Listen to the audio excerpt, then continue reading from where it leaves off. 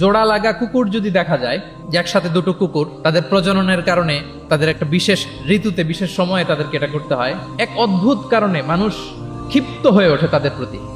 কিন্তু আমাদের তো মানবিক হওয়া উচিত ছিল, আশরাফুল মাখলুকাত বলে আমরা নিজেদেরকে দাবি করি। আমাদের কি করা উচিত ছিল? ইগনোর করা উচিত ছিল, let them do there job, overlook করার দরকার ছিল। কিন্তু কোনো এক অদৃশ্য কারণে আমরা এরকম দৃশ্য দেখলে হিংস্র হয়ে উঠি, লাঠি দিয়ে মারি, ওখানে মানুষ জড়ো হই। কিন্তু তাদের একটা সফল প্রজননের জন্য, বংশবিস্তারের জন্য এটা প্রয়োজন।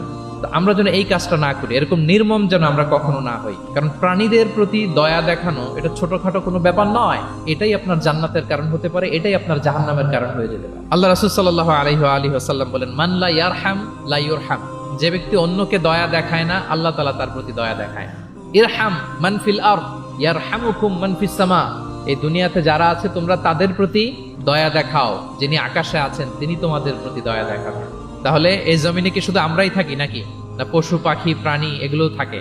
এদের প্রতিও যদি আমরা দয়াদ্র হই, মমতা দেখাই, করুণা দেখাই, আমাদের প্রতিও দয়া দেখাবে কে?